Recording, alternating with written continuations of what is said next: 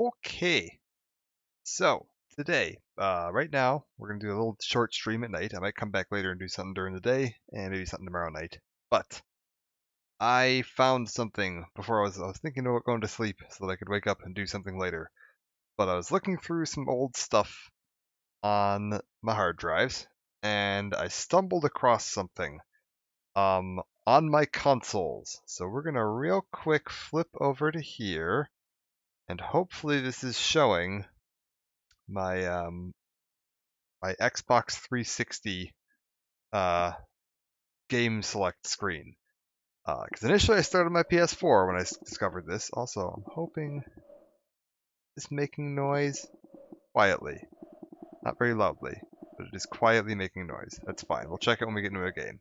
I was looking through something on my PS4, and I stumbled across a very old save file in a game, and it's something related to my YouTube channel, which I mostly just use as an archive for the VODs, VODs, whatever, from Twitch. Anytime I have like an old Twitch video before it goes expired, assuming it's something that I actually want saved, I will upload it to my YouTube channel and just keep it there as a dumping ground for all that nonsense. So there's all the old videos on the YouTube channel, but before I started streaming on Twitch, I used YouTube as the link for my PS4 media share. So anytime I had a video clip or anything like that that I wanted to upload using the share feature on the PS4, I had it linked to my YouTube channel. It would all just go straight to there. And there's one specific video on that channel that gets really, really ridiculously regular views and comments. Like it gets several hundred views and comments a week, which is way, way higher than anything else on my channel. I don't know why that one specific video does so well. It's a video of the Brotherhood airship flying in, and it was like I put it out like the day the game launched, just because it was neat. But yeah, Hexic, yeah, but yeah, this is I found an interesting save when I was looking through my Fallout stuff, and then I was like, wait, I wonder. I think I have an old save on here that would be particularly notable. I probably have a couple of them actually. We'll take a look for one or two others, I think, while we're on the 360 before we switch over. But I found my original Fallout 4 save. Um, and we'll go take a look at that in a minute. But then I realized that's not the only game I have my very original character from. I have somewhere in here. I think actually, if I went and looked, where is it? I probably have my original Mass Effect character and Mass Effect 2 character on here, because this is the console that I was using when I played that. I think. Or is this the Xbox after that one? I've had 3 Xbox 360s. Thank you, Red Ring of Death and Microsoft, for doing a phenomenal job with your heat sinks. But I think this is the one that I had that was my original Mass Effect character. And then I wouldn't have my original Oblivion character, but I do have my original Skyrim character. Gesundheit.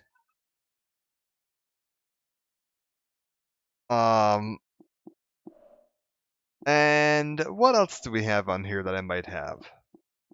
Anything notable? Nothing particularly.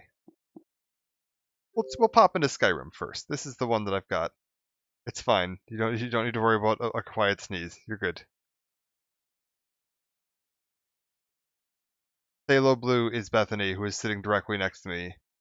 Before you're wondering if someone in chat sneezed loud enough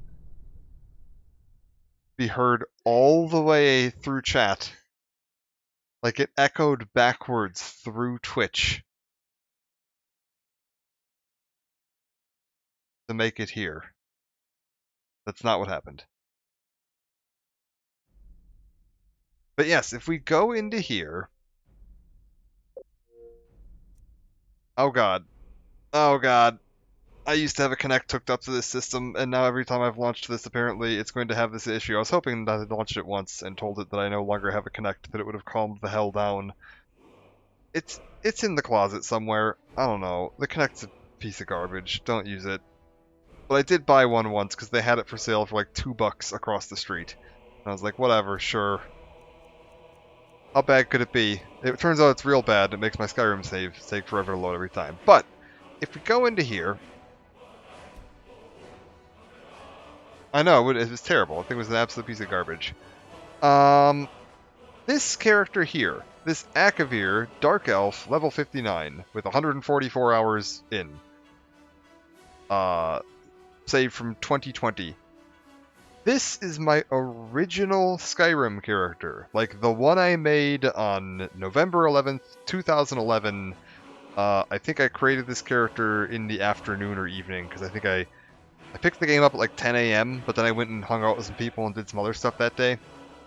And I didn't really get around to starting the character until later. But that character was on my second Xbox. Not even my Xbox, come to think of it. This wasn't even my second Xbox. This character was on my friend Jack's Xbox when we were all living together. I didn't have a 360 at the time, so I was using his. And then I moved out sometime in 2012 and bought my own Xbox 360, which is the one before this one. And I had a handful of Skyrim characters on there that I'd made, and I'd played on my own characters, and that's like around the time the DLC was coming out, and I played through a bunch of characters. I have one on here, it's a red guard named Alphonse. If you scroll back far enough in the saves here, you'll eventually start running into some red guard named Alphonse. Where is he? There he is! Alphonse, werewolf, level 81. This is the character I made on this previous Xbox's predecessor, and played a bunch of characters on, but I eventually was like, man, I really miss my original character, like my character that I made on my friend Jack's Xbox, and I did have this Xbox Live profile on Jack's Xbox, but this is before the days of cloud save, so I couldn't just like cloud save it over.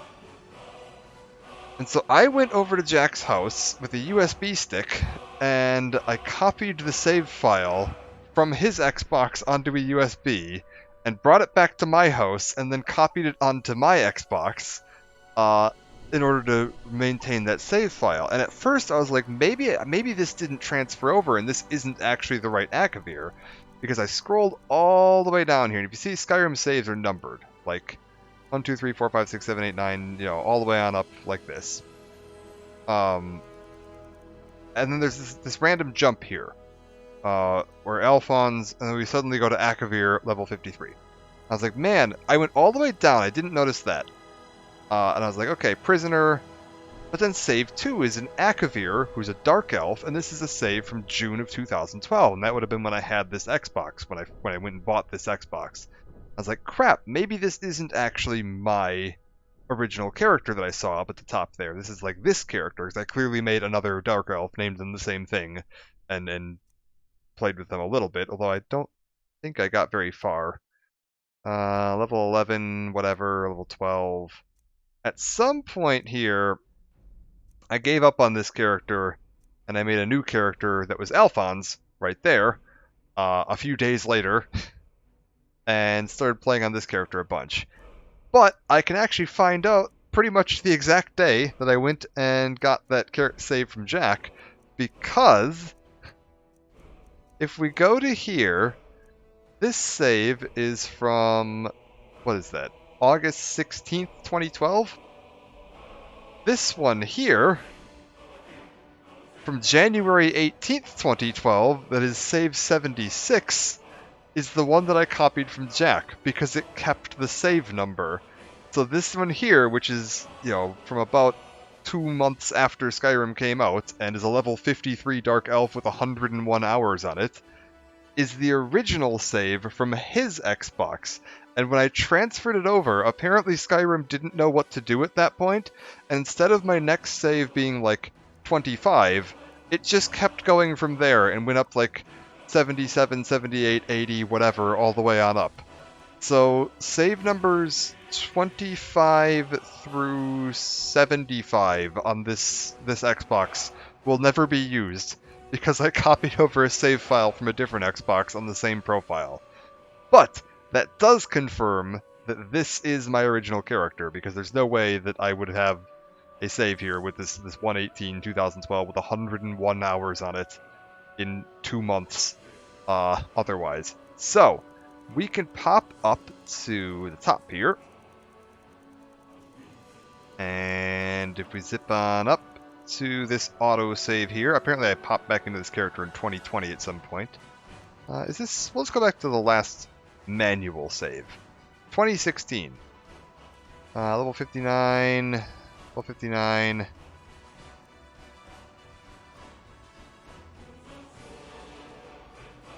Because yeah, I think I wanted to get this character specifically when the DLCs were coming out. Did I have a Gilgamesh?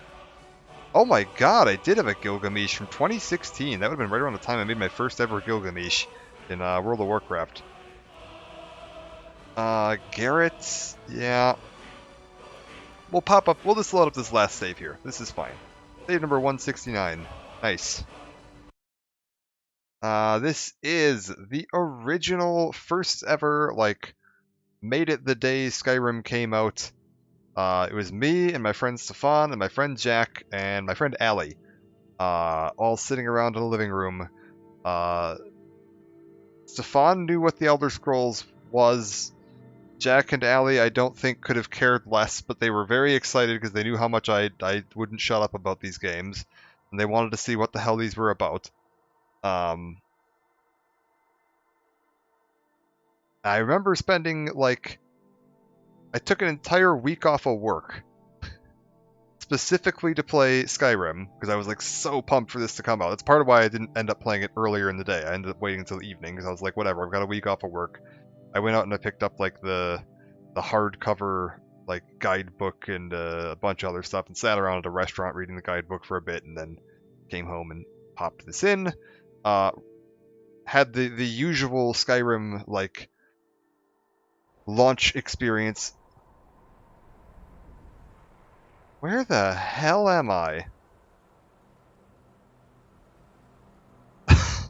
What the fuck? Okay. I appear to have shipwrecked. What the hell is going on here?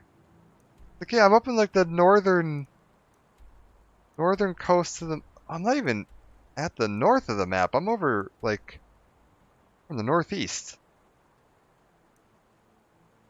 Okay, it looks like I have pretty much everything discovered at this point.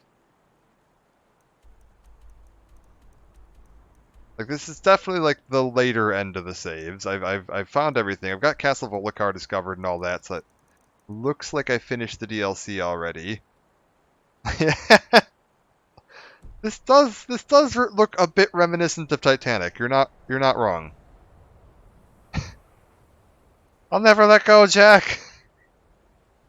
What? Is there anything down here? I go swimming. What do we got? Oh god, it's fish. Okay, hold up. Get out of the water. Okay. So, let's take a look at the face on this character. We've got... Okay, first up we're going to need to get rid of this helmet for a second. Helmet. Oh my god, I've got, like, the entire... Why am I carrying all of this crap with me? I've got, like, several full sets of armor. Oh, Spellbreaker. I remember I really enjoyed this thing. When I found this. This was a fantastic weapon. The Galder Amulet. This I got, like, within a day or two of the game launching, because I went up to Iverstead and I found the barrow where you first get the first piece of this. I was super interested in the story and the lore behind it, so I ended up finding it, like, right away. Why is your character's face like he just smelled something particularly unpleasant? I don't know, to be honest. I don't know why he's, like, grimacing. Maybe it's because it's cold out? I don't know.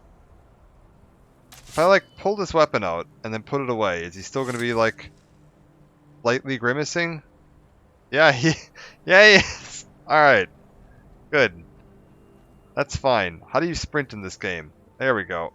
Gotta remember the controls. Everything changed between Skyrim and Fallout 4. I can never remember which button has which on between the two. But yeah, Dark Elf, nice little mohawk, slightly reddish tint to the hair. I did the one eye white, and I had the scar on this side of the face, which are separate facial options. I remember being very happy that those meshed up together. And I went with facial tattoos, incredibly gaunt cheeks. If this guy laid down for a nap, you could pour soup on his face and drink and eat it out of there with a spoon. Oh, there he goes. He's whatever the smell was has passed. He's calmed down a little bit. Yeah, he's also got some sunken temples. Very prominent eyebrow ridges. Yeah, very nice. All right. What do we have going on for, like, skills and stuff on this guy? What were we doing? I think he was... Oh, I did make something legendary. I legendaried my smithing at some point. Yeah, heavy armor, block. I remember I did a lot of shield bashing. One-handed, because I was doing shield bash stuff. Light armor, yeah, that makes sense. We got archery's pretty far along the perk tree. Sneak is reasonable. Lockpicking is reasonable.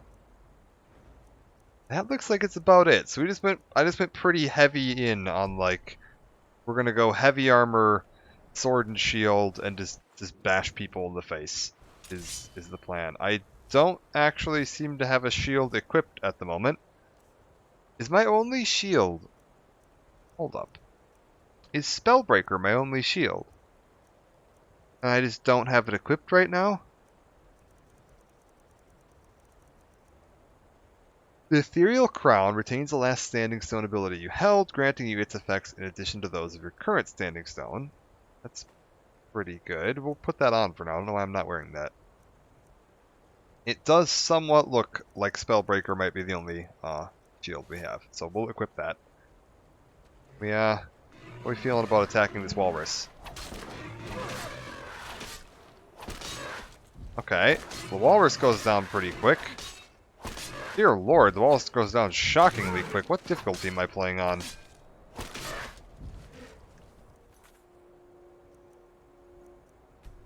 Gameplay. Yeah, we're on Adept, so this is like middle. We're on the middle of the road difficulty. I guess that makes sense. This was my first character, so I normally, if it's a new game and I don't have much info on it, I typically do start out on, like, normal. I'm a little surprised I never ended up increasing the difficulty. Maybe it just didn't carry over when the saves transferred or something, or one of the updates somewhere along the way when they, like, added legendary difficulty or something. Maybe didn't transfer properly. Because I feel like at this point, like, I would have upped the difficulty because, good lord.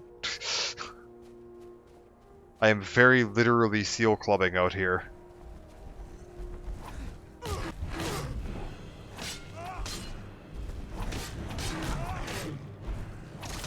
Yeah, like that's silly. I shouldn't be able to kill frost trolls quite that easily. But yeah, let's take a look at what else we got.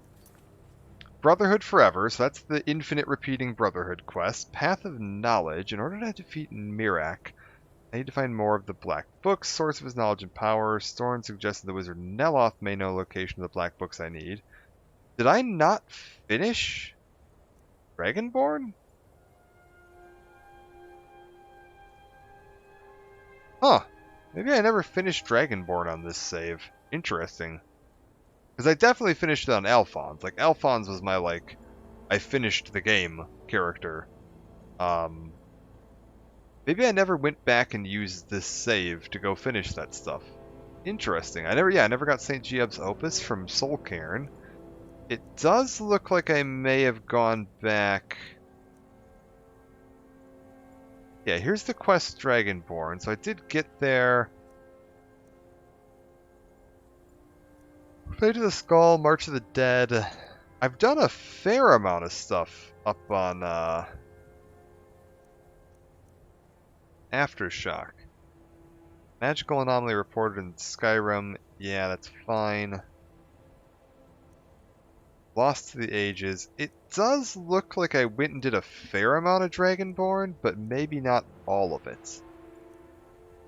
Kindred Judgment, Slay Harkon. Okay, so this is the final quest of Dawnguard. So I did finish Dawnguard on this guy. But yeah, I was just like, this is an interesting little look back. What do we got for like weapons and stuff? The mindset of a person playing Skyrim for the first time, like the day it came out, because this save is basically just a like no knowledge, we're going in blind to everything. Character. What do we got for weapons? Got an ancient pickaxe, Oriel's bow, fair, blood cursed arrows, got it. Blood scythe, chill rend is what I'm equipped with right now. That's not that good, I don't think, in this game. Maybe I'm wrong. Maybe it is alright. Like, looking at my other options here, like, that does seem to be my best option.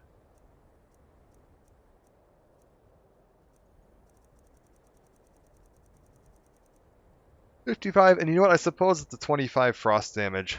I mean, I could probably go and make Stalrim weapons that are better than that, but 25 frost damage, chance to paralyze, 55 base. I suppose that's actually not too bad. Let's take a look at some houses. Because I probably have some houses. I typically, if I'm... Yeah, Lakeview Manor. If I'm building the houses from Hearthfire, I typically go with Lakeview Manor as my first one.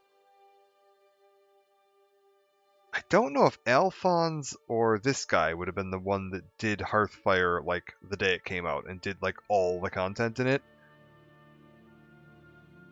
Because I definitely did like 100% Hearthfire, like within I think probably 24 hours of it coming out, because it's not a very big DLC. I don't know if that would have been on Alphonse or on this guy. I think I'd have to look actually. Let's see. I could probably find out. Because it was what, like June 26th-ish was when I found that save? August. It was like August 2012. So is when I got this save file back. So if I go and look at like Skyrim Hearthfire release date, September 4th. Okay, and what about when did Dawnguard release? Dawnguard. Oh, it definitely didn't release on November 11th, because that's when Skyrim released. June 26th. Aha! That's why I had those saves from June 26th, because that's when this released. Got it.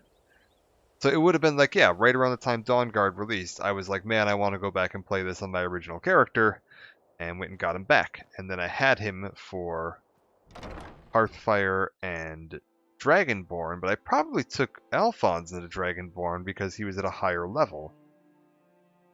I suppose that makes sense. I'd be willing to bet if we went and looked at Alphonse's gear, he probably has significantly more sensible gear. Who the hell are you? Friends like you are hard to find, and very valuable. Got a stone arm? I don't know who you are. But apparently you're my... Oh, God. Oh, this is a depressing house. Oh, we didn't build anything here. Okay, so this definitely wouldn't be like a main house then, seeing as I have literally no decorations even. Good lord. Okay, so I must have done Hearthfire on Alphonse, because this is definitely not the character I did Hearthfire in. I'd be willing to bet that this guy has Notch's pickaxe. Or the notched pickaxe, I think it's called. The Minecraft Easter egg they threw in there. If you've ever gone up to the very, very tip top of Throat of the World, there's a pickaxe dug into the top of the mountain. And it's like notched pickaxe, I think it's called. And it's a reference to the guy that made Minecraft. Because Minecraft came out, I think its official release date was the same day as Skyrim. And they just put a little Easter egg in there. Because it was quite the popular game at the time. And it somehow amazingly still is. Somehow these two games have just managed to stay like at the forefront of gaming for 11 straight years, which is just insane. But whatever. I'll assume if that's not where my stuff is, it is probably in Whiterun. Because I was probably real lazy on this character. Because I gotta think like a new player to Skyrim who doesn't know anything about the game. I may have bought that, guidebook, but I probably didn't pay too much attention to it. I'm willing to bet that I just dumped everything in the first house that you get.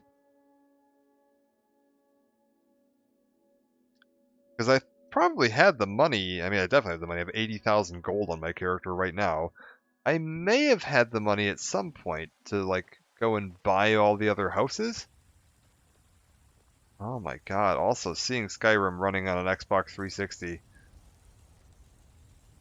Everything just looks a bit like... So long since I killed a Stormcloak, my sword arm's getting flabby. Like someone tried to draw Skyrim in a bowl of porridge. It's just a bit blood blurred. Blah. It doesn't look quite as nice as I'm used to. I've been playing on my PC for quite a long time, and there ain't no mods running on this.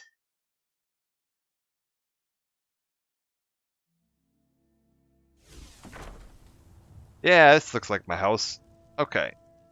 I at least put some money into this house. I'm assuming I probably went with the... What the hell is going on over here? I've just got, like, a variety of stabs. Skull of Corruption? Like, legendary weapons just laying on the floor. Forsworn staff. Why are all of these stabs just on the floor? Alchemy lab. Yeah, I usually go for the alchemy lab. Oh my god, I haven't played with the controller in a long time either. Controller sensitivity is a little wonky. What kind of books do we got? Take damage from this? No. Okay. Have any interesting books?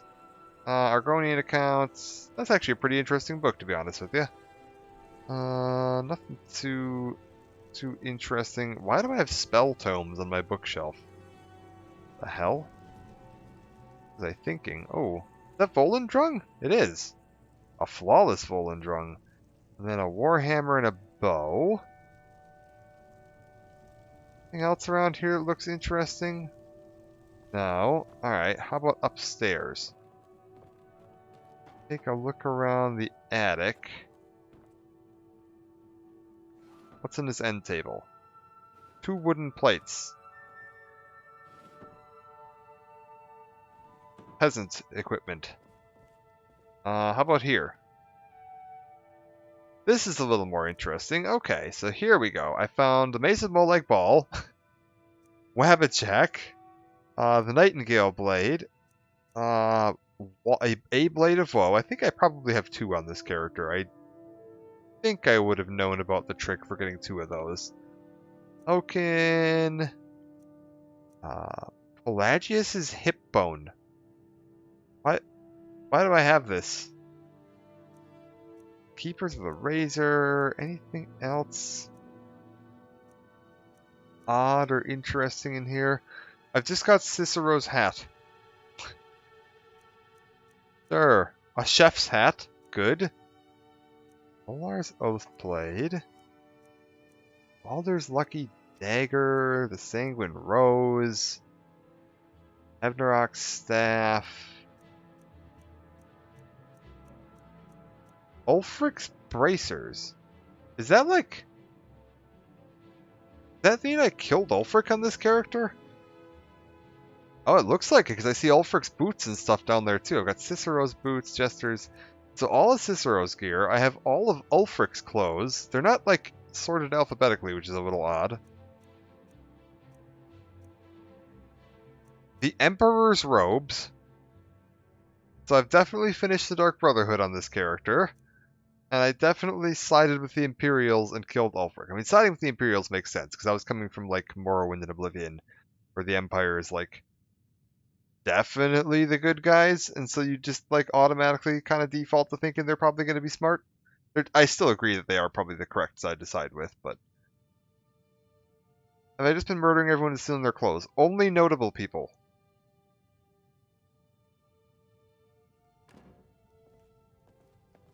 What else do we have around here? Cast iron pot and a roll of paper.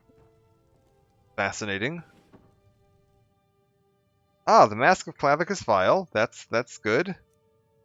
Ebony War Axe. Ancient Traveler's Skull. Sure. That's a normal thing to keep in your drawer. A fresh mammoth tusk.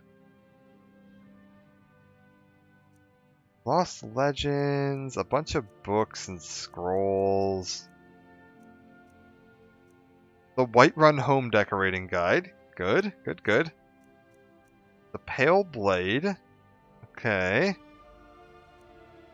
Dragonbane. That's actually not a terrible weapon, to be honest, if you're fighting dragons.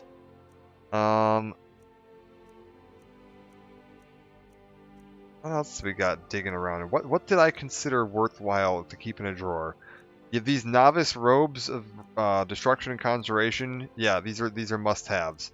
And these generic clothes. Yeah, that was worth my time to hang on to, apparently. What have we got in the chest? Not much. I decided that everything belonged in the dresser drawers, unsorted, rather than in the storage chest. You know what? It's probably because it was closer to the door, and I was just being really lazy and activated the first object that I walked into the room and saw. Is there anything in this one? No. Yeah, that's definitely it then, because it's just the two things that are, like, the most convenient to get to, next to the bed and at the top of the stairs. Okay.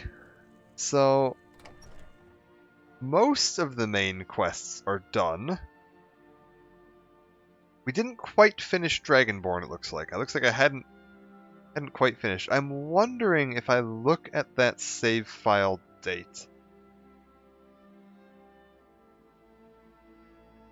I might do that in just a second here. Once we load, we're going to take a look at the save file date and see if I can figure out at what point I stopped caring about Dragonborn. Load. So this is still in Dragonborn. That's a different character, different character.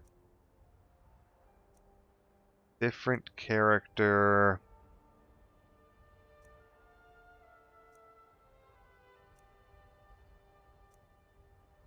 If we look for the last save with Akavir and look at the date, what was this? Mithrandir. Alright, I was trying to make a High Elven Wizard. Akavir Dark Elf level 21. That's not it. Ah, this is the other Akavir. I apparently went back to the other Akavir at some point. The one that I actually created on this Xbox. Okay. So Arkham Thumbs. It's looking like this is around when I last played this guy, like, any kind of consistently. Yeah. 2014. When did... Oh, you know what? I know exactly what happened then. If I go and look at... So, July of 2014.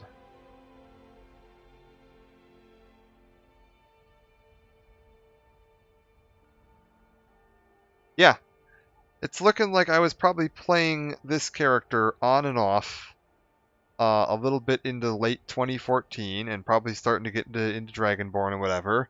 Right around the time that Warlords of Draenor came out.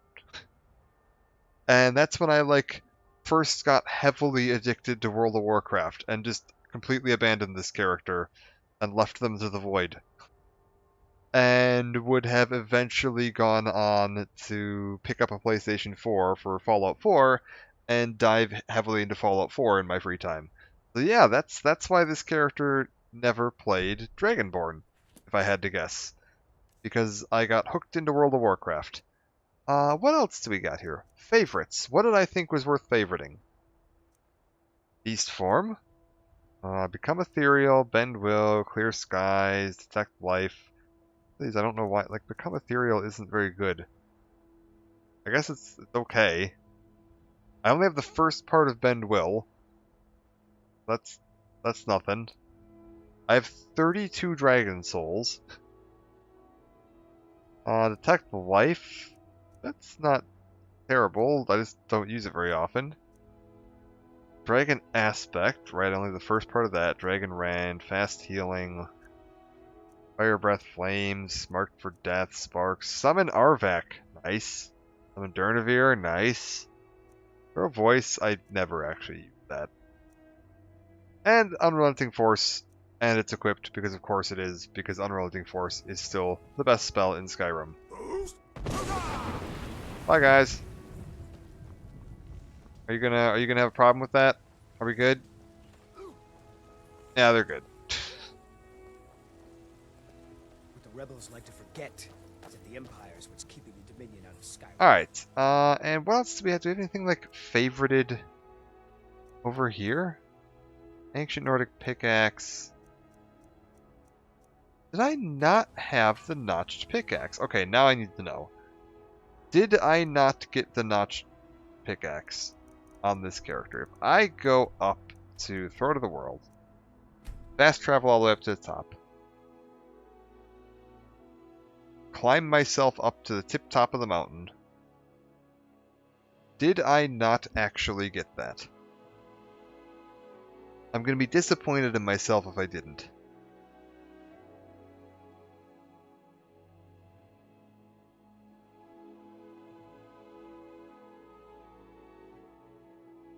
I definitely knew about it back then, because I remember, like, they announced that they'd put that Easter egg in, like, before the game launched. Oh, Loving! How's it going? You're flying around up here. I always love the color scheme on this guy. Like, the blue-red combo is super cool looking. Anyways. We need to get... Oh my god, am I a monster? Oh my god, I killed Parthenax?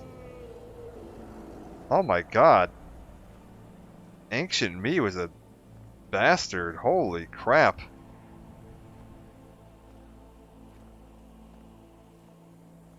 Also, does that mean I did it, like, recently? Because the bones are still here? Do dragon skeletons just, like, never despawn? Or does that mean, like, I just recently killed Parthenax? Wow. Okay, I wasn't expecting to find that.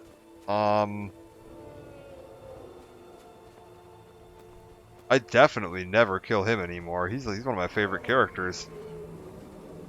I need to delete this file. Up the top of the mountain we go. Also, if I'm not mistaken, let me double check this before I misspeak. But I think he's got a fairly famous voice actor. Parthenax voice actor. If it's who I'm thinking it is. Yeah, Charles Martinet. It's the guy who voices Mario in like everything ever. Doesn't sound anything like Mario, but it is the same voice actor. Okay, we've made it up to the top here. So, I'm not seeing a pickaxe.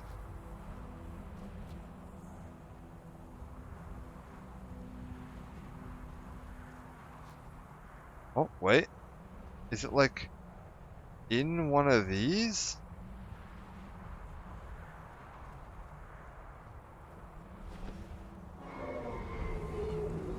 Like there's a bunch of these like malachite veins and stuff. I thought it was like stuck into this vein here normally, which makes me think that I did pick it up, but God only knows where I put it. Like 11 plus years ago. Well, I guess 10 plus years ago. I mean, let's be fair here. For where I'm at, the Xbox 360 isn't doing a terrible job of like render distance and stuff. Like this is honestly pretty good. And like frame rate, it's holding up really well. I'm still amazed at how well this game ran on the Xbox, considering how late in the like life cycle of this console this was. It is a miracle that this game works as well as it did. Oh my god, I left some dragon scales here. Oh my god, are those dragon scales from Parthenax? He's got an orcish sword in him. Interesting.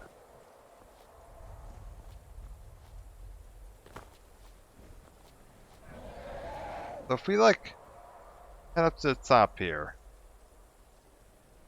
Oh, yeah, that's not terrible.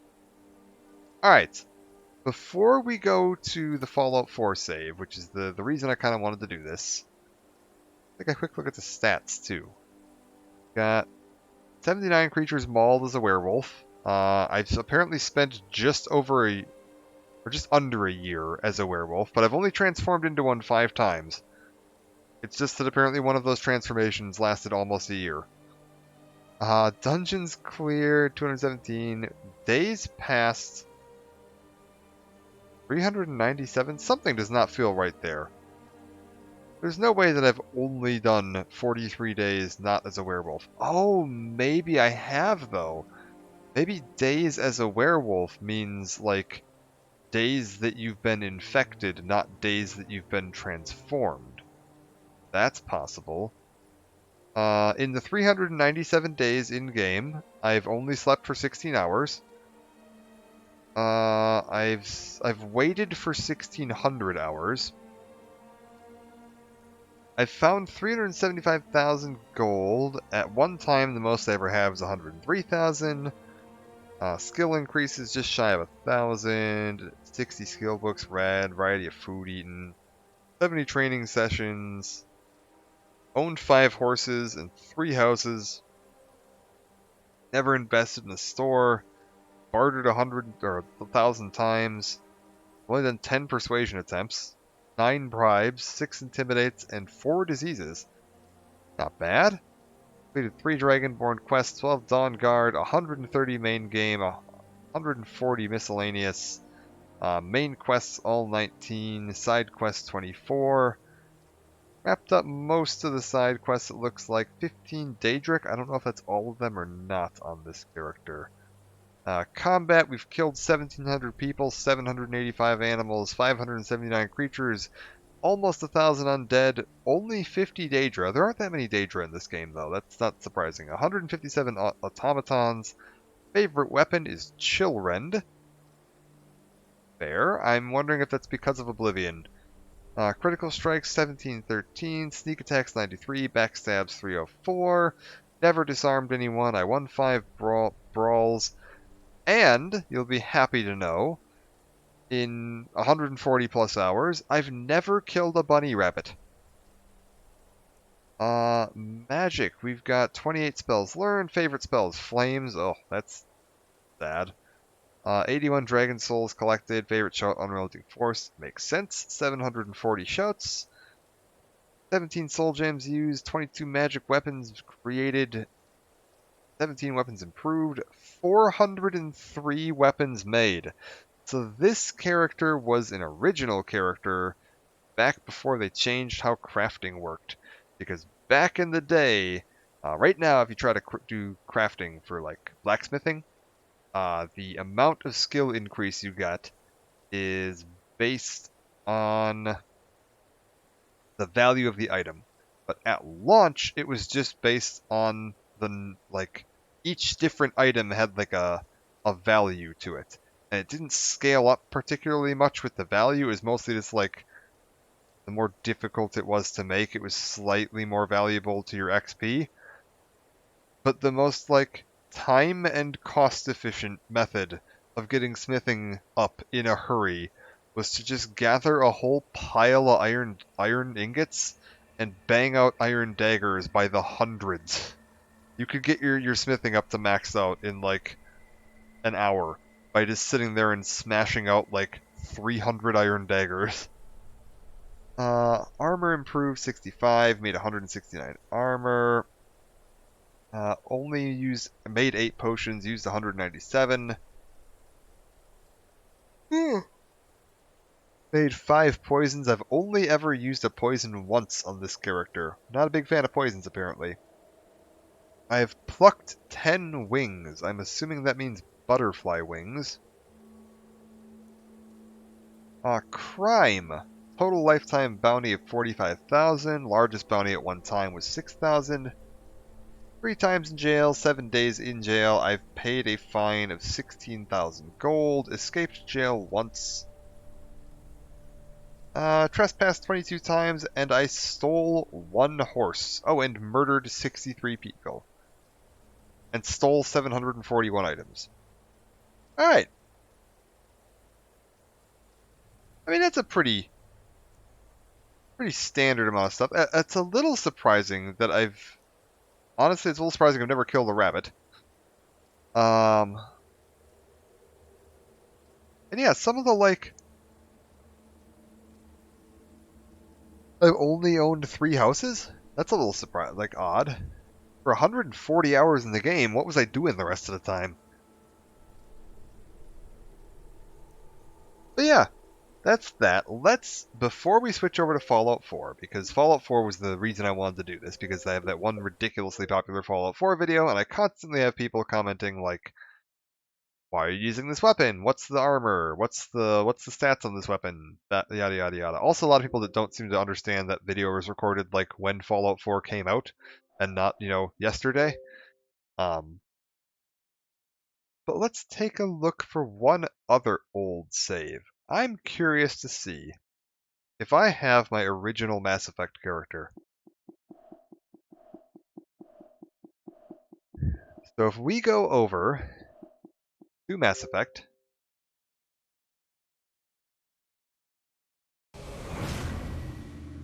pop this up.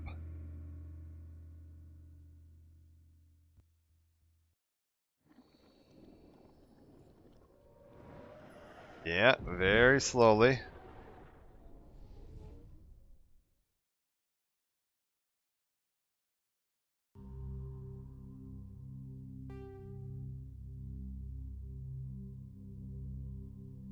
And then take a look through here. Oh, I'm gonna have my friend Stefan, actually my roommate that I mentioned back in the day. I'm going to have his first ever Mass Effect character as well, Commander Butts Shepard. The horrible nightmare monstrosity that he made when he was hanging out at my house one day. I mean, that is if the game ever loads and doesn't just die, which it looks like it may be. Are we good, game? I know it's been a while.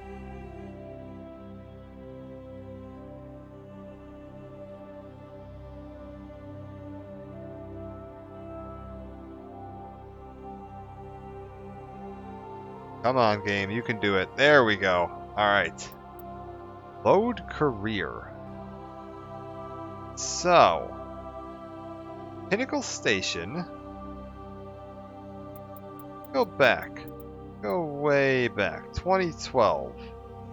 John Shepard. This is probably... Oh, wait a minute. Okay, earliest save on this character. 9 hours in, October 26th. If we switch to, there's Butt Shepherd. Ah, it tells me the created on date. Here we go. Well, some of these can't possibly be right. Shithead Shepherd.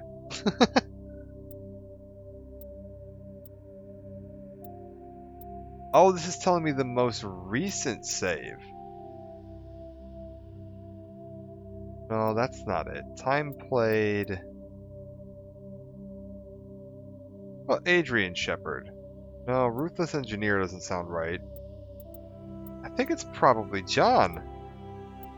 Did I just go with John Shepherd? You know, maybe because I think the first time I played Mass Effect, I'd seen a very tiny amount of Eden Prime. And I think I thought it was just going to be like Halo, where it was just like a straight shooter. I don't think I really realized there was like an RPG element to the game. So yeah, let's take a look here. The Normandy Quarters, the Command Deck, Citadel Presidium. Oh! Citadel Exhaust Plane. So I knew Game Plus at some point. Matter of fact, I know why this save here says it was saved in 2005. I know exactly why that is. This is definitely my main character then. When I was about done with Mass Effect 1 for the first time playing it, I think I was like about to go to the Citadel to fight Sovereign and stuff. I was at home, and my coworker, I worked at a pizza place at the time, and one of my coworkers texted me and was bored because it was super dead at work, and he was stuck there for like another like 8 hours because we were open till like 4 in the morning, and it was like 8 p.m. and nothing was going on. It was a completely dead day. November 22nd, by the looks of it. Is that right? Yeah, maybe that's right. Come and look at these dates here. Yeah, the date, the day is probably right then. So November 22nd. Yeah, that adds up. Maybe not. Maybe it would have been like,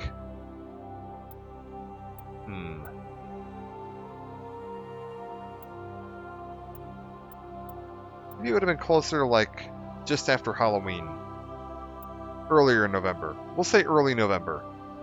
I was like, yeah, sure, man, I'll come hang out. Like, I can come kick it at work for a bit. Because we had like some TVs and a little lounge area up front and whatever. And so I was like, I'll come kick it up at work. So I packed my... No, I don't think it would have been Thanksgiving that year. Because if you look at the save dates on this, the save before this at 17 hours was on October 28th. And then, like, 6 hours of gameplay later, there's no way I would have waited a month. Like, I know I was real hooked at that point. So it was probably like, I don't know, like a Sunday after like Halloween weekend or something like that, or the Monday after Halloween weekend or something. It was something like that. It was a super dead day. There was just nothing going on. And I packed up my Xbox in my backpack, and I took a 2-hour bus ride to work because I used to live super far away from work. And I was like hanging out at work, hanging out with my guy, and finishing Mass Effect 1. And that would be why the date isn't right on that, because when you unplug an Xbox 360 and then plug it back in, it resets the internal clock. And I bet you I was too lazy to reset the clock while I was at work. And so this save file, which was saved while I was beating the game, has the date set back. Because this was the one right. Because I remember I finished it, and Eric was like half popping his head out of the kitchen between orders, watching the very, very ending of the game as I was like fighting Sovereign and Saren.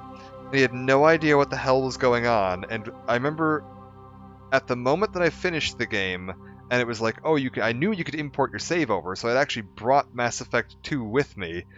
and I popped Mass Effect 2 in and just imported my save, and during the like crossover period between the like I get called a war hero and whatever, and then you shut the system off and you plug your new disk in, you import your save and set up whatever. Eric was in the kitchen cooking a pizza, and he came back out like as the Normandy was exploding at the beginning of Mass Effect 2, and he's just like, "What the hell is going on in this game?" he was very lost. But yeah, this would definitely be my original character then. Let's look for a save. This Pinnacle Station one's probably a halfway decent one. 55 hours played, Pinnacle Station. This would be like a new game plus. Like I loaded my original save file back into Mass Effect. To new game plus it. Oh my god, the resolution on the Xbox 360. Dear lord, look at them pixels. Oh, that is painful.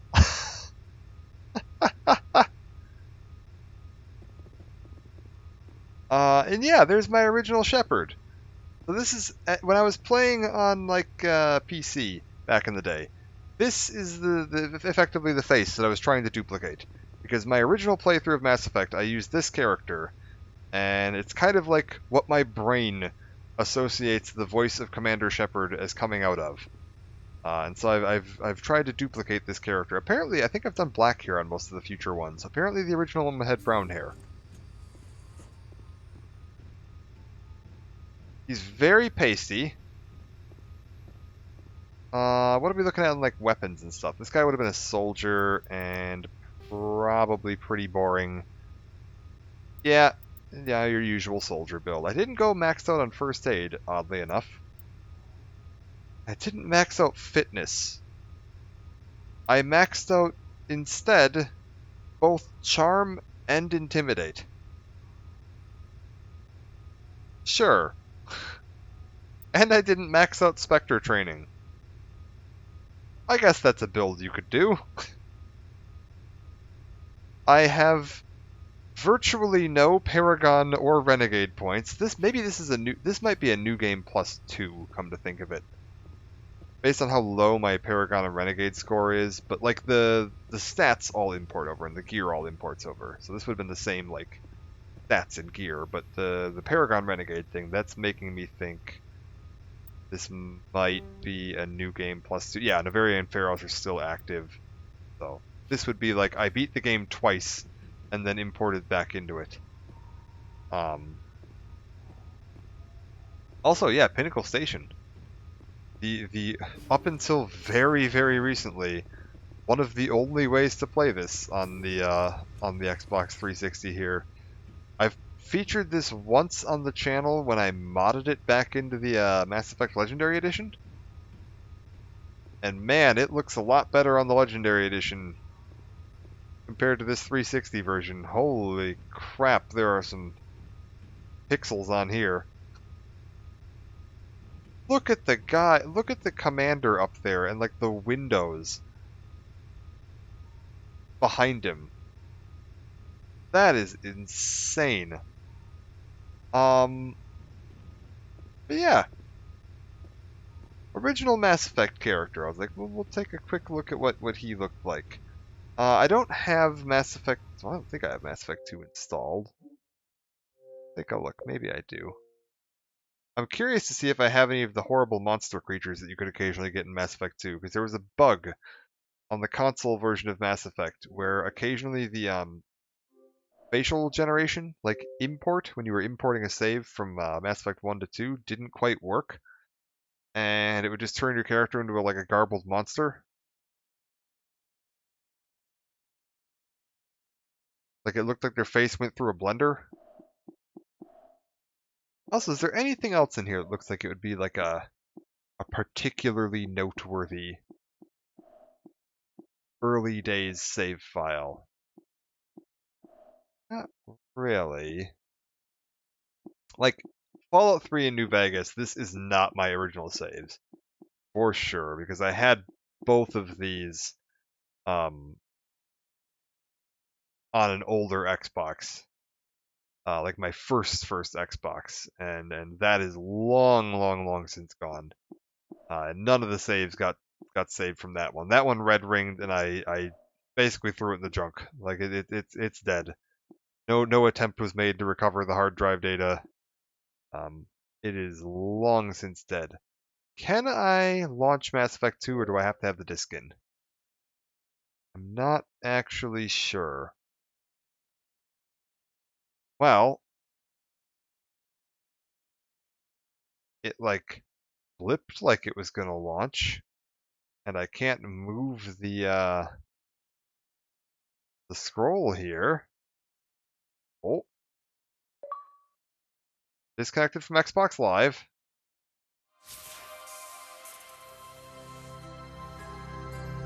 Why am I disconnected from Xbox Live?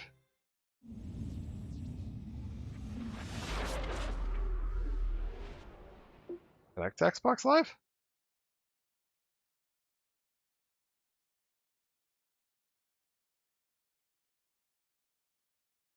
Are you feeling okay, Mass Effect?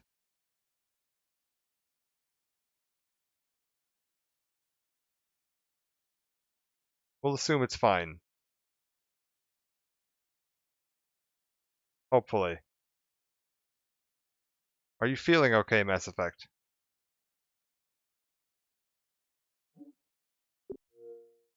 A sign-in change occurred. Sign out of your gamer profile to continue. Okay.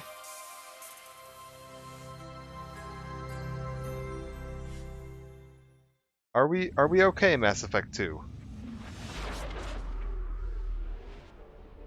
So we're looking for a John Shepard.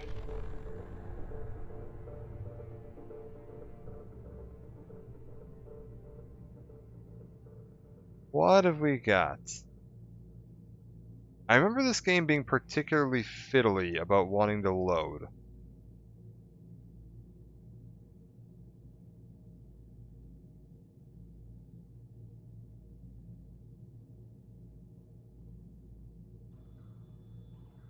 No?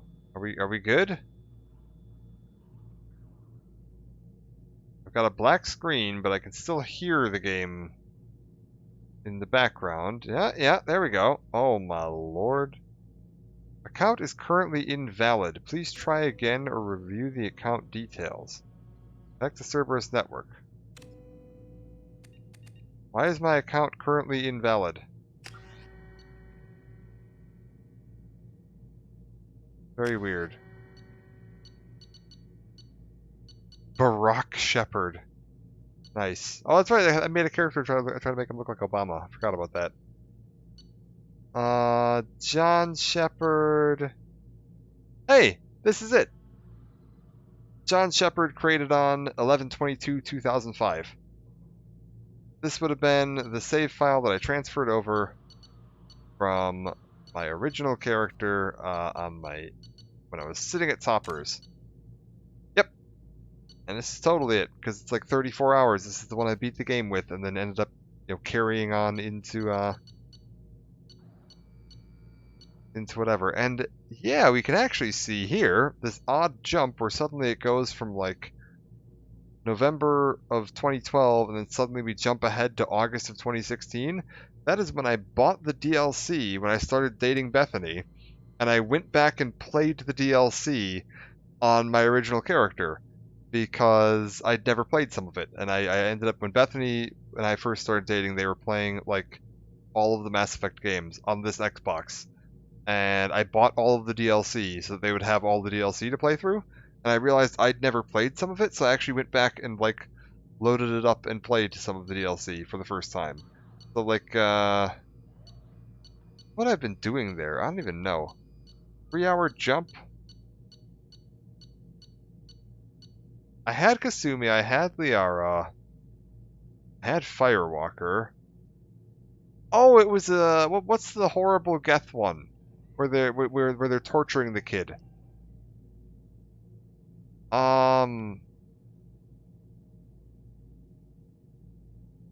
Overlord. Yeah, that's what it would have been. I didn't have Overlord. I didn't have Overlord, and I didn't have Arrival. So I think I probably went back and, like, burned through Overlord and Arrival in a few hours. Because they're not terribly long. Like, neither of those DLCs takes more than, like, 2 to 3 hours if you know what you're trucking through it. But yeah, we can actually, let's go take a look here. If we go down to the earliest save I've got, oh my god, it's already 12 hours in. I don't have one from, like, the very, very start, but this should be the same character. And yeah, this was created on, it thinks 2005, because this is back when I was playing at Toppers, and I didn't have my, what you call it, box set right, because I'd unplugged it to put it in my backpack.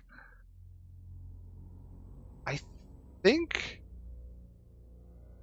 oh god, I don't know if they were working then or not. I'm apparently creepily stalking Garrus here. We've just loaded in, hunched over Garrus's shoulders. But yeah, this is this. Oh, you know what? Maybe this is why I always do my hair black. I think the brown hair just looks a lot darker in Mass Effect 2. Yeah, same character. Wow. God, these graphics look feckin' terrible. Good lord. I mean, I loved this when I played it. It looked amazing at the time, but going back to it now, it's just like, good God, the pixels. It it scrapes the eyes. Ted Karras. Oh no.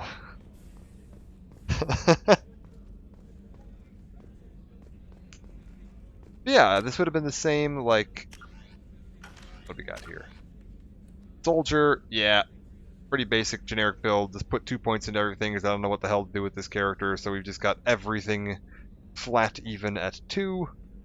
Paragon Renegade, pretty balanced out. That actually looks like about the same Paragon Renegade balance I had in the first game. Um, I don't... Oh my god, it looks like my character's got like face powder on here from this angle. That is terrifying. Let's see if we've got...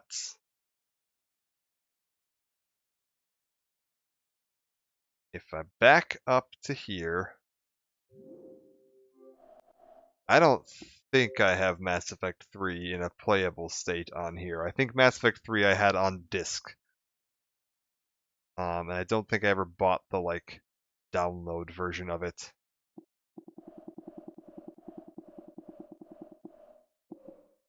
Yeah, no, that's not gonna happen. And Oblivion was on my original Xbox back way back in the day that I bought like when the day Oblivion launched.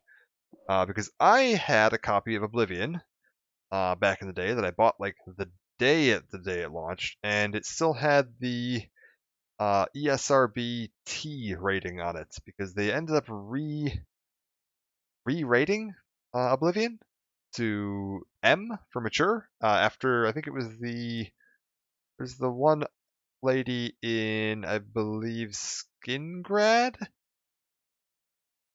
I think she runs like a corner store or an alchemy store. And she asks you like what the fine is for necrophilia. And then when you tell her what it is, she's like, "Oh, thank God, that's much lower than I was afraid it was going to be."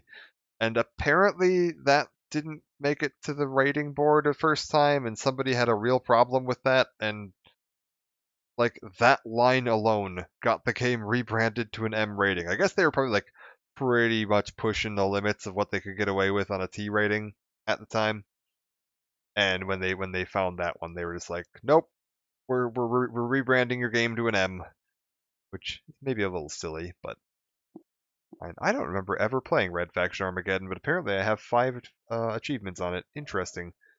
But yeah, some of my original like Bethesda characters and BioWare character as well. Snuck a BioWare character in there as well. But there's one more we have to do. And in order to do this, I have to switch consoles right quick. So give me just a second here while I power this one off. Then Oh, it's not going to be happy about this. We gotta unplug the HDMI cable from the back of here, replug it into here, and then find the right controller, which I definitely didn't lose in the 5 minutes since I put it down. There it is.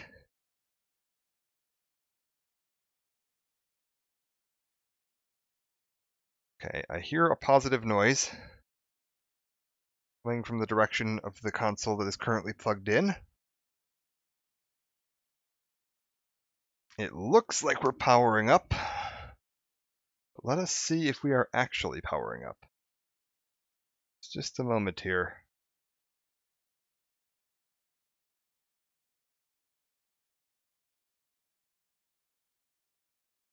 I can't believe I killed Parthenax. What a horrible monster I am. Ah, we're having...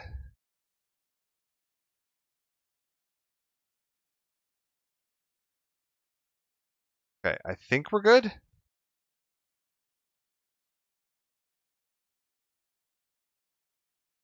Give me 1 second here to see if I can edit one bit.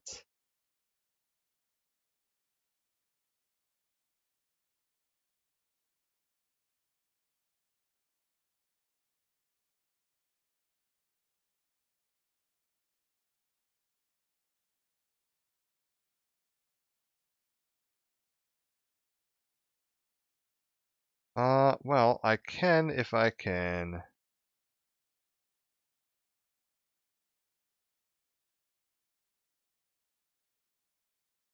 Remember my PlayStation password. Good, there we go. Okay, I can. Let me change one quick thing here. There we go. Perfect. So, if we pop over to here on the old PS4, and actually real quick, we'll switch the stream info over to show Fallout 4 instead of Skyrim. So it's not Skyrim anymore, it's Fallout 4. Stream info updated. Alright, bingo. Yeah, I've got my original Fallout 4 character too, which is a fun one. What else, anything else interesting on here? My god, I don't think I've ever even played this. I think I picked this up when it was free. Never really touched it. Also, apparently Ghost of Tsushima and Ghost of Tsushima bonus content are separate entries. Who would have known? Horizon Zero Dawn, Witcher 3, oh my god, Witcher 3. Star Wars Bounty Hunter, God of War 3 Remastered. That's actually from when I was streaming it a while back. The reason this is on here. Bloodborne, good deal. I was playing that earlier. Fallout 4. That is kind of why I found this. When I was playing Bloodborne earlier, I happened to notice Fallout 4 sitting here, and I was like, wait, I want to see something because I have that one goofy Brotherhood airship video on the YouTube channel. It's a ridiculous, absurd amount of views. And I've never been able to figure out, like, why. But I have constant questions about it. And, like, loadout and gear and plans and everything like that. And I was like, you know what? We can figure this out. So, if I go into... actually, wait, don't show all saves. We'll be here for the rest of my life. Because I have a handful of saves on this, this console. If we go over to Shepard, this is my original character. I had to kind of go through, like, Red Flintstone. This is when Survival first came out, like when they first launched Survival. And I was like, yeah, I want to make some characters there, and I have like an Abraham Lincoln stand-in, and Fred Flintstone and all that. And then Shepard. This is my original, first ever Fallout character. I don't know what the, like, AAFE1EB1. I have no idea what that's all about on the save names. But, if we go down to the very bottom here, Save 1. This is the first ever save of Fallout 4 on this console. Character is Shepard, Sanctuary Hills, from 24 minutes of gameplay in. And if you may notice here, the date is November 10th, which is the day Fallout 4 released, 2015, at 12:08 a.m. But I've already got 24 minutes of play. So I had been playing for at least 12 minutes before the game launched. And that is because I lived like, I don't know, a block from a GameStop at this point. And I had the game on pre-order, and they did like a midnight launch. And I was going to just go up there like at midnight and pick up the game, because I was like, oh, whatever, I live like a block from there, I'll just walk over, grab the game, walk back home. And then I called up there at like 10 or so, a little before they would have normally closed, to ask them like what time they were going to be opening the doors for the midnight launch. And the guy who was working is just like, look, man, I don't want to be here all night. I'm doing it now. He's like, I'd like to get as many of these out the door as possible so that I don't have a line and I'm not stuck here until 2 in the morning, because he wanted to get home and play it. So he was like, if you just want to come up now, you can pick it up. So I was up there at like 10:30, picked up my game, got back home, popped it in, had to wait like an hour while it downloaded like day 1 patches and stuff, and then was able to start playing like a little bit before midnight. So I actually have a save file here that started from slightly before midnight. And then, yeah, this character, because of the way Fallout 4 does it saves, it's kind of a career-based save system, so you can kind of follow them all the way through. All these are 2015, 2015. Park Street Station, Commonwealth. Where are we at? That's Brotherhood. What are we doing here? Got about 17 hours of play, and we're like 2 days after launch. We're in the Glowing Sea. We're in the Institute. So yeah, that video of the airship would have been from like somewhere right around here.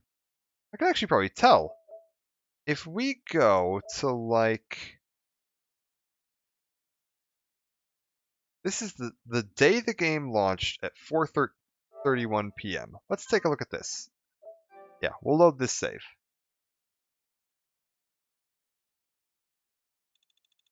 We're a whopping level 8. So I've gained about a level per hour of gameplay at this point. Didn't have any guides, hadn't really watched any videos on this. I didn't really plan much of this going in. The only planning I did ended up being completely irrelevant. Because I specifically played as a female character, because every previous Fallout game had the like Black Widow or what's the Lady Killer perks, where you do bonus damage to people of the opposite gender. Oh, we've got the classical music radio on, so I don't need to mute that. Beautiful. I'm guessing that I don't have the Brotherhood yet at this point. Because I seem to remember I found Covenant fairly early on. Yeah. Haven't gotten to the Brotherhood yet. Brotherhood is when you first go down to, what's the military base over here? Fort Hagen. So hold up. Brotherhood video would have been... There's that one, there's the Sentry Bot one, are the two that I have a ton of views on. Sentry Bot 1, Nuka World, Commonwealth. From the islands, that's after the DLC launched. I've got 3 days of gameplay time at this point. 2 days. Commonwealth, no, no. This is when I made my power armor stand. Glowing Sea. So this is like the opening week here. We can see like by the end of the opening week, I think I'd already finished the game and had kind of like started moving on into like end game stuff. It doesn't show level here, which is a little annoying. But screw it. We'll dip down. Oh, I know what this one is. This one here where I've got the guy standing in his underwear in front of me. We'll go to this one. Guess I want to load this save data. I spent a fair amount of time specifically leveling up sneak and pickpocket and everything to get my pickpocket skill or perk or whatever the hell it is in this game, so that I could reverse, or not reverse pickpocket, but pickpocket this guy's clothes off of him, because he has a really cool hat and jacket. Yeah, it's Commander Kells. And I really wanted his hat. Continue your investigation, Sen. And so I did like a bunch of work on this character. Oh my god, I'm getting the DLC quests because I've never actually done them on this character. That's funny. Specifically to pickpocket this hat off of him, because it's the only way to get it. The airship captain's hat, and I don't know what his armor is. Whatever. I can't find his armor. It's probably in my inventory somewhere. But yeah, that's why he's standing around on the bridge naked. Because I just stole all of his clothes off of him so that I could get this hat. Because I really liked how it looked. And then the other one is if we go to the end. These here are from earlier. You can see when I was messing around with it. Apparently in 2017 I picked it back up for a minute just to probably check out Nuka World and Far Harbor and all that stuff. Yeah, because this would have been right around the time that Far Harbor launched, and then Nuka World would have been a little while later. And I didn't play Nuka World right away when it launched. But if we go up to, like, here, we'll load this one in. Level 66. So this is about as far as this character ever got. About 4 days of gameplay time. Mostly dumped in, like, the first month of the game being out. And then I went back in and did a little bit more, like,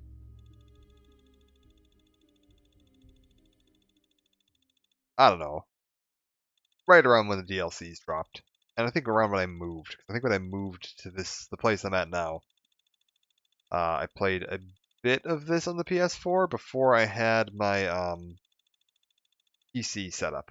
Once I got the PC, I kind of switched over to primarily playing on that. And I've got, like, a lot more hours logged into that now. Oh, let's kill the radio real quick just so that I'm not getting any annoying copyright issues in case they have any problems with that. But yeah, where the hell am I? I don't even know where Esplande is. I am in the middle of nowhere. Apparently not doing much of anything. I do seem to have most of the map finished. Quest-wise, where are we at? Defend Abernathy Farm, listen to Caravan Distress Call. I never started Automatron, that means. Interesting. Which is probably good. Automatron's a Nightmare DLC, and this character is probably not set up very well. Bend the Nuka World, haven't done much with that. Ambitious Plan, Return to Gauge. Ah, so I just started Nuka World. Kidnapping at Nordhagen, fine. It looks like I started the island, but I didn't finish it. I had another character that I played a lot more than this. Because this character was started, like, well before they'd done any patches or balance updates or new content or anything like that. So I don't have a lot of the more advanced stuff on there. I have another character named Nate that I just kept the default name that I did a lot more on, and I had a character that I did survival on for a while. I think that was Fred Flintstone, was my main survival character. Data recovery, yeah, that's all the basic stuff.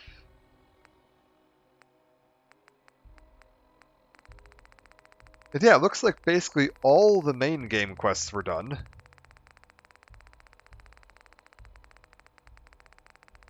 Because I'm not seeing anything on my main, like on my quest log that isn't like DLC. So if we scroll through all of that nonsense, what have we got in miscellaneous? Anything interesting floating around here?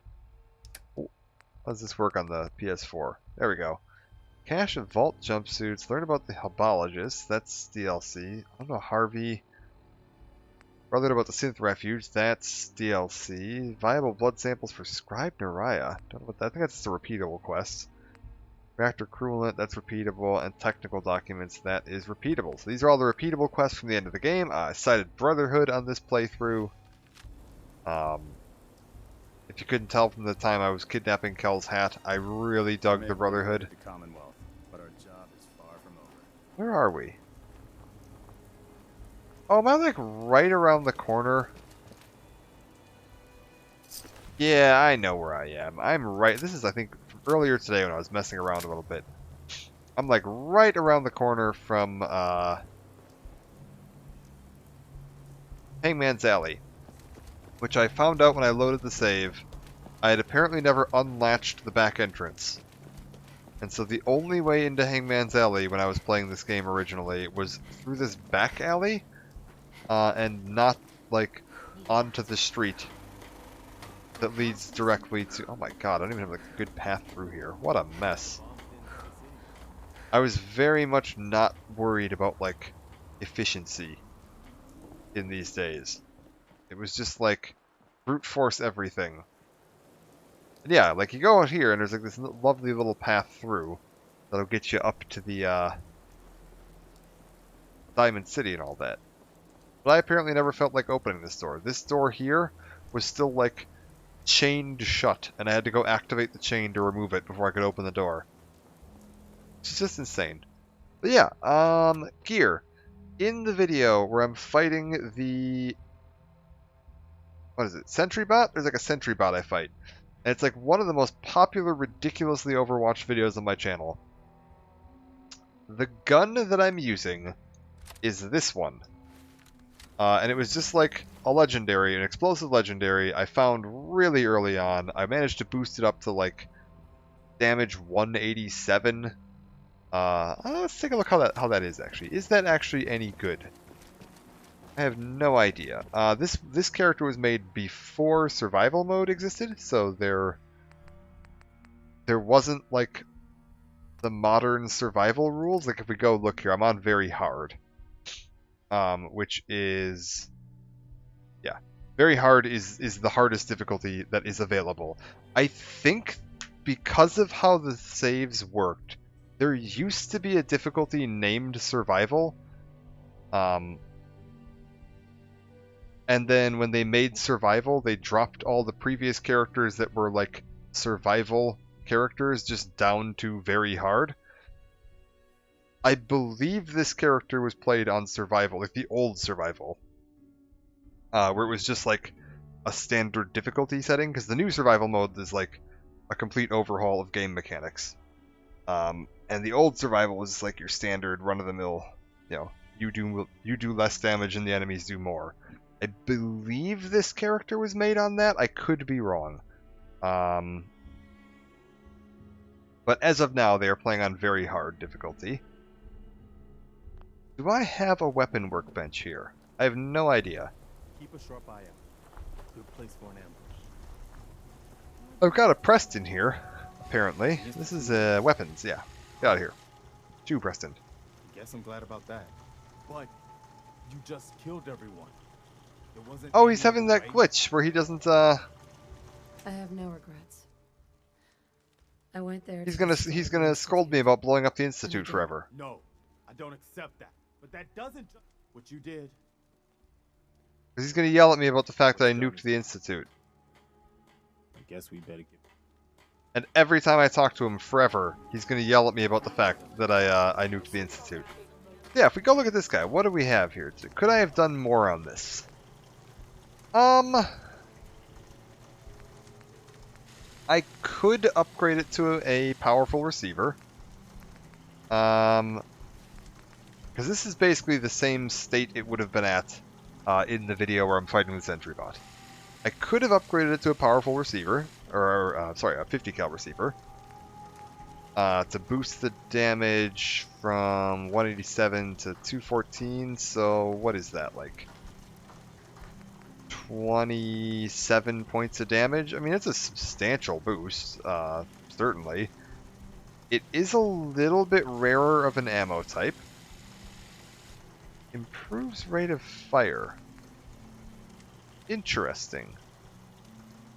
I wonder how much that improves rate of fire. Maybe I'll try that one day. But it is a slightly more rare ammo type. Is the only like real downside to switching to 50 cal. Is that you're not going to find as much of it. 308 you find relatively often. 50 cal not as much. And it's aluminum, which I was working on power armor. I had a lot of power armor. I had like, I don't know, 10 suits of it or more. Upgrading power armor is aluminum intensive, and I did not have very much of it. So yeah, that's not bad. Long barrel's about where you might want it. I probably could have, again, gone over to long light.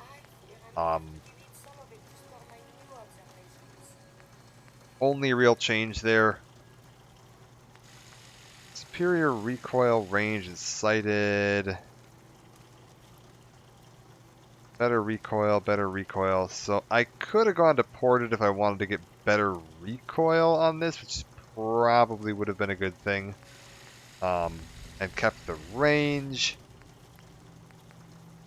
Yeah, this would have been a good one to get eventually.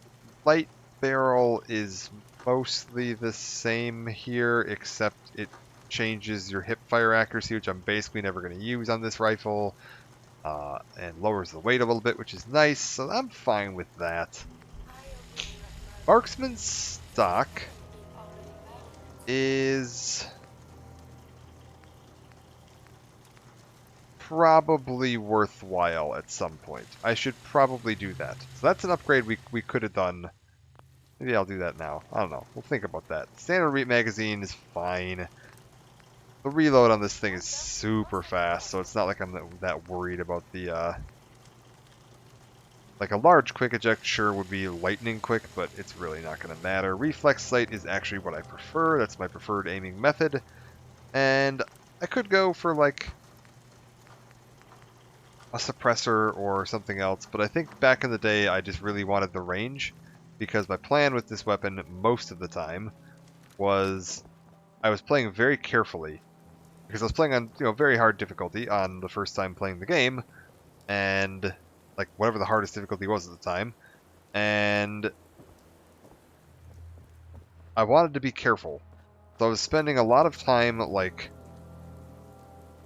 sneaking and moving slowly and doing a lot of like bat scans to see if I had anything, and then I had a scope weapon that I would use for like long distance scouting, and then I'm pretty good, or was pretty good, with this gun here at being able to pick targets off from a pretty good distance.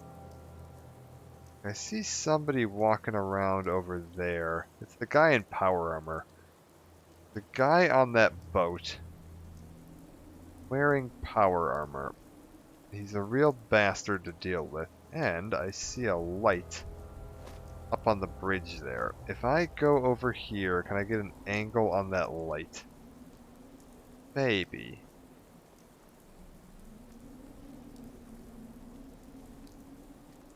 I go right about here, and then...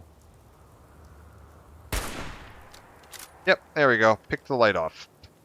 So, like, I'm a reasonably accurate shot, even without, like, an actual scope. Like, to the point that I'm comfortable. And I actually prefer having more of my field of view open so I can see if something's, running up on me in close range. Anything else? Anybody else want to poke their head out here? Oh. We got a runner.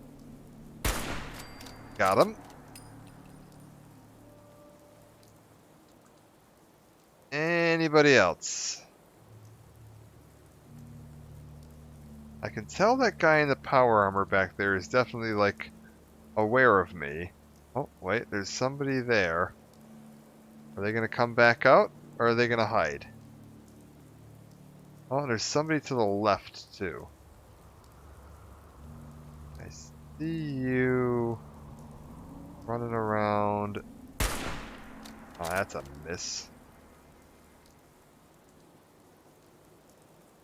It's hard to tell at night where they are.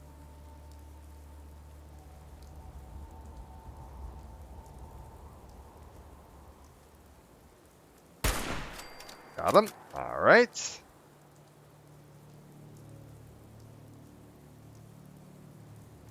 But yeah, for being on like very hard difficulty, where you actually do less damage than you would do in survival, because in survival you have like adrenaline and also like the whole concept of survival is that you do more damage, but so do the enemies, and so everything dies super quick. Like, I don't know, this gun does alright. I get a lot of people that are like, oh, this gun's terrible, why would you use this thing? I'd stand by this thing. Like, it's probably not the most optimal thing in the world. If I want the most optimal thing in the world, I could pop open my inventory and flip over to Overseer's Guardian and absolutely level people. Like, here, well, let's go kill a guy in power armor real quick. Like, I'm not wearing any power armor. Let's watch how quick this thing tears through him. I don't have much ammo for it at the moment, which is a little concerning. I should probably swing by a shop, buy some ammo if I ever want to continue this save. I don't. I would probably just play on my, PC save instead. But, okay, there's at least one person on this side of the boat. And there were at least two. Okay, where are you? I hear you. You're right around here. No.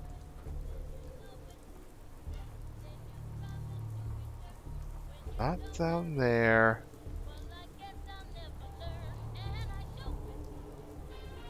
He's like right below me. I heard him talking.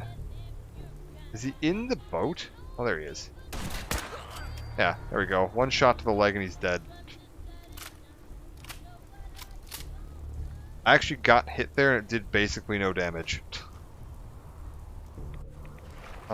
Get out of the water. Alright, Raider Psycho. One shot, he's dead. Where's the lad in the power armor? He's right around here somewhere.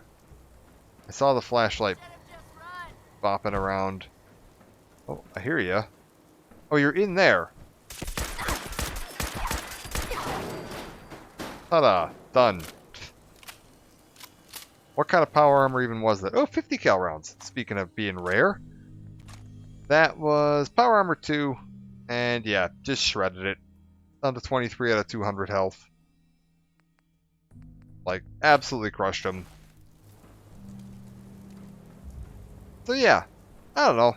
Thought it'd be fun to kind of go back and take a look. We'll take a look at the character's face. Well, there's no waiting in this game, what I remember. So we're gonna need to actually go find a chair to sit in, and I think I can do that.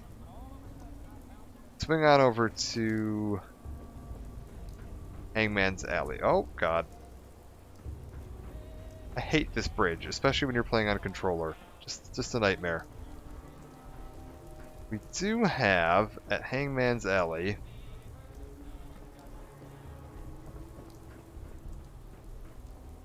a lovely bed that I can rest until daytime on.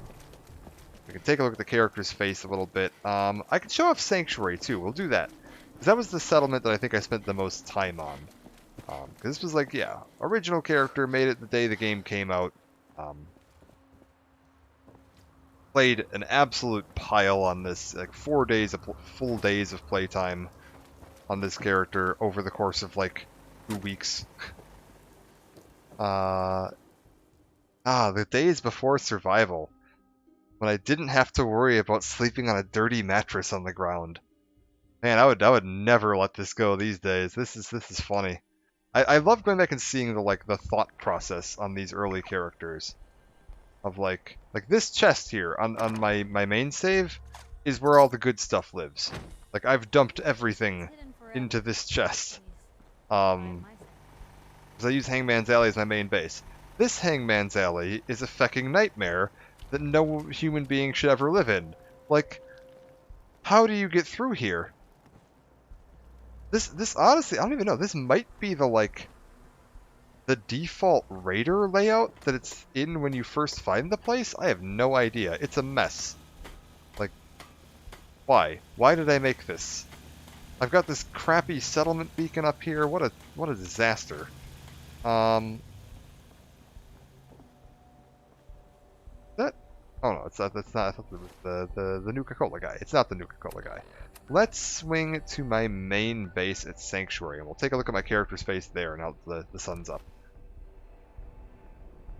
Because yeah, this was my original first ever character that I made in Fallout 4, and again, I specifically made a lady because I was assuming that Black Widow and Lady Killer were going to be a thing, like they were in Fallout 3 and New Vegas, and they would work the same way, and that just like Fallout 3 and New Vegas, you would probably have a lot more male enemies than female enemies, and that just meant that playing as women was better in Fallout 3 and New Vegas, because you could take Black Widow and absolutely crush people. It wasn't as big of a deal in New Vegas because you had like Circe La Femme and Confirmed Bachelor, but in Fallout 3 specifically, you only had Black Widow and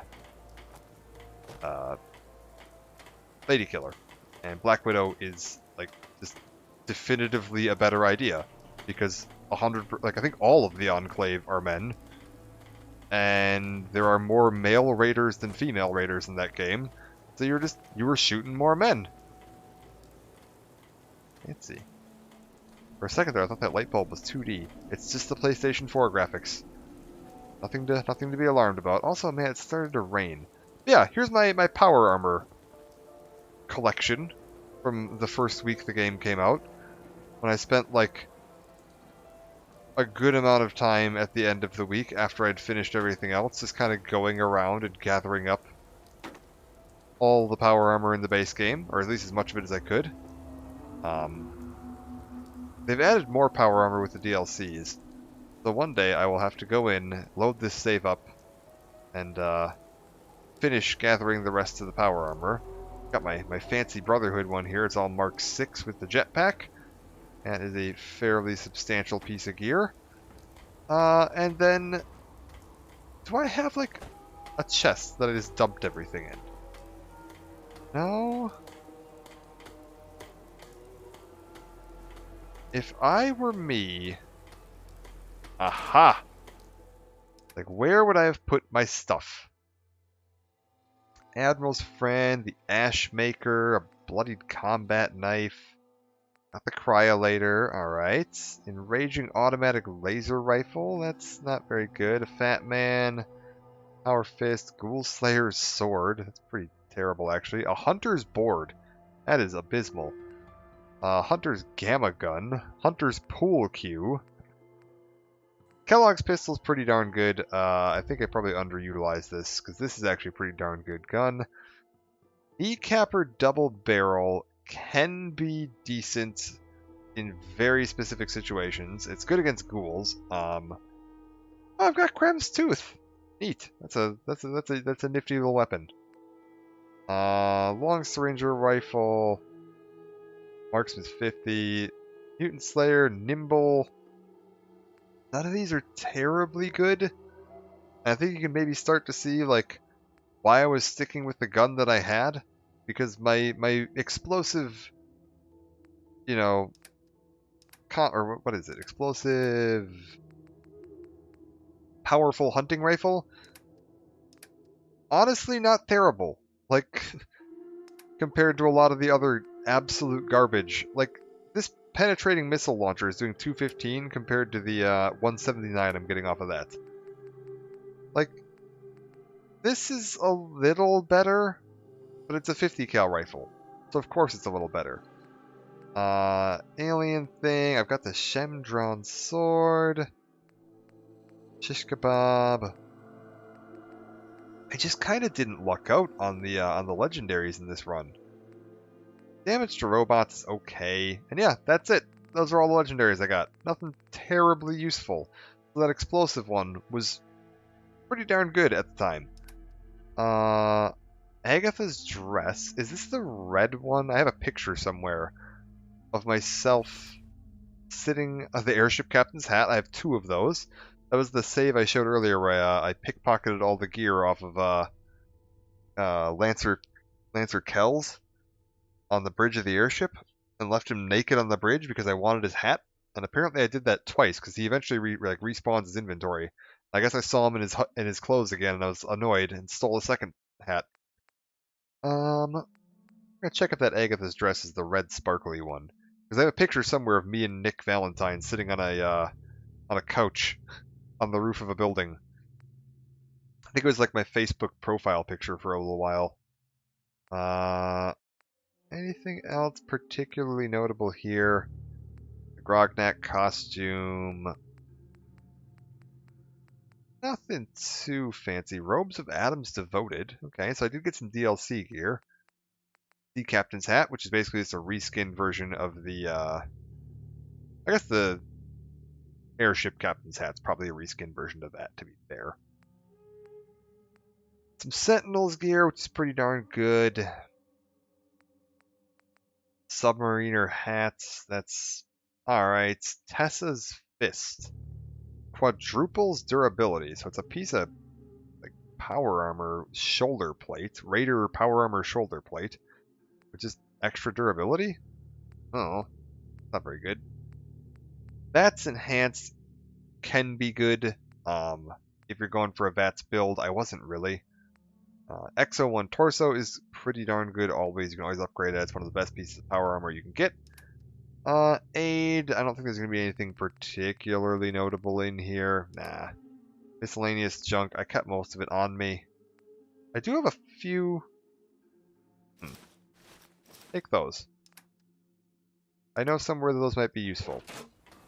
Because I have my abomination to show off. The abandoned tenement block that I had moved all of my settlers into when the game started. Because I was not very creative when it came to building buildings in this game. It was just squares. Just build big giant feck-off boxes and stack them on top of each other as high as you can go.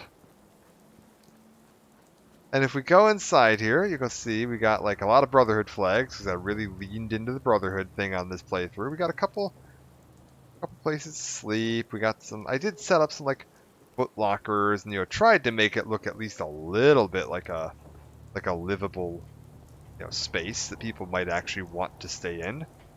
And I set up some chairs and I set up some paintings and like we've got every single bobblehead in the game here. Because I did actually finish gathering all of that on this playthrough. And, oh, I don't actually have any room. Maybe that's why they were in that box. I have a bunch of the, a bunch of the comic books hanging out here. Living on a shelf. Maybe I need to make another shelf. Interesting. Some more stuff. These guys apparently don't get foot lockers. Sucks to be them. And then we can, is there anything around the back over here? No? Alright, if we head upstairs... We're going to see how quickly this devolves. So now we've got like a handful of beds, because I ran out of places for people to sleep. And then we can like carry on up. And we've got this floor here, which is literally empty. And then we can go up a little farther, and we've got another completely empty floor that doesn't need to exist. And then we've got this roof. And there's nothing at all up here. Matter of fact, it doesn't even entirely line up. There are some very like OSHA would not be happy with the state of this roof. Because I think I got confused about which roofing tile I was trying to use. I don't think at this point they may not have had a good corner piece. This game was a little lacking in roofing options when it first came out. They've added a lot with the DLCs and like the packs and everything, which I now have all of, so I could actually, I suppose, go in and fix this place up a little bit if I felt like it. But again, this was all done at launch, just entirely vanilla, entirely base game content. None of the packs, none of the other stuff was available at the time. So no fancy, manufacturing machines, none of that nonsense. And I believe I had like a dystopian nightmare science project of a settlement at Red Rocket, because one of the achievements for this game, because I think I may have platinumed this at the time it came out, and one of the achievements for the game was having a settlement that was at like max happiness. And this game is really weird about how it tracks happiness. It's not very clear, but there was like a cheese method for getting max happiness, because clinics really boost the happiness in a settlement as long as everyone has a job, has enough food, and has enough water. That will put you at the normal happiness, and then putting occupied clinics will really boost the happiness. So I built this like Bizarro World settlement where there's just a bunch of clinics, and I have exactly enough people living here to man like the water and the food that they need to be self-sufficient, because I think there's some like food around the back here, and yeah, they have a bunch of beds that are just sleeping bags on the floor because they don't actually care about this crap. Like, the NPCs aren't looking at whether or not their happiness meter doesn't depend on whether or not they're sleeping in a sleeping bag in a bush out back where it's raining. Oh, and this here, because like you get XP for everything you build. So if you're like short of a level for a little bit, just build fence posts. You get like 6 XP a fence post. It's a great way to level up. You just build a bunch of fence posts. It's fine. Yeah, this was a horrible nightmare town that no one should ever go to. My God, is that part of the clinic? Do each of the clinics have? They do. Oh no, no, they're not part of the clinic. What was I doing? Huh? What is the point of these welcome mats? I don't think these are part of the clinic. I think these are me placing them. Oh, and I gave them each a radio. Oh, that's right, because they're happier if they're near a radio. And they're happier near, like, certain objects. So I made a bunch of, like, welcome mats and radios next to each of the stalls to artificially boost their happiness. They also don't like noise, but they need to have defense. So I built, like, an army of turrets, but I moved them over to the other side of the roof so that it wouldn't bother all of the clinics down here. And we've got a bunch of, yeah, like Tesla traps and stuff up here that, again, were just there specifically to boost the defense. Like, if we look at the stats on this settlement, happiness has dropped down to 79, probably because they probably patched some of the way this works since I did this. But yeah, we're at defensive 98. Settlers 6, food 6, water 9. That's perfect. That is exactly optimal. 1 settler manning the food, producing exactly 6 food, allowing me to get 5 settlers working clinics, all of whom will make the place very happy. Oh, and I've got a junkyard dog here. Apparently I have several junkyard dogs. I found one in another settlement too. I don't know where dog meat is, but apparently I bought several of the junkyard dogs. Interesting. Oh yeah, and we didn't actually take a look at the character's face. Take a look at the character's face real quick. It needs to not be raining for that though. Is that dog meat? Oh my god, dog meat, what have I done to you? You're like Full Metal Dog. How's it going, buddy? Huh. Oh. Oh god. Oh, there's more sleeping bags in here, and this is this is surreal. This is like a horror movie. I just noticed all the paintings. Oh my god. It's the same painting just over and over and over again. Oh, and it continues into here, and we've got more doormats. What the hell is this place? Oh, this is horrifying. I don't like this at all. I can hear all of those turrets up above me, just making an absolute god-awful racket. Alright, hold up. We sleep until it's light out. So, like, tomorrow morning at 12. Or at 9. That'll be fine. We'll sleep for 12 hours. I'm sure it'll be fine. Nothing will go wrong.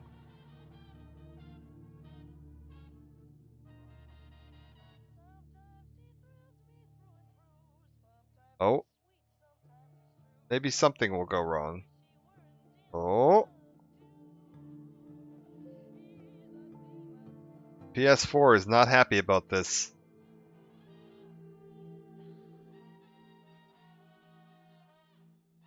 This is one thing that I've noticed from going back to playing the console version of this game, just to check this out. The PS4 really starts to struggle with the rendering and processing of this game, especially when you start getting into like saves that have, you know, like 4 days of playtime on them, and you know, hundreds of changes and all these fancy moving parts and like this kind of nonsense here going on.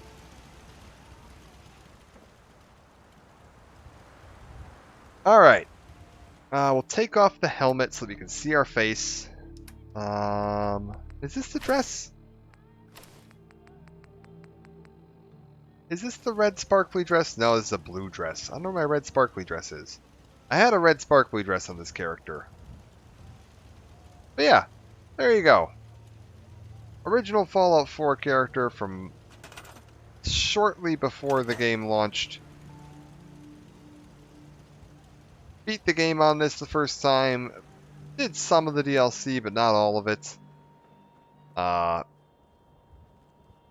Managed to get the, like, platinum trophy or whatever on here.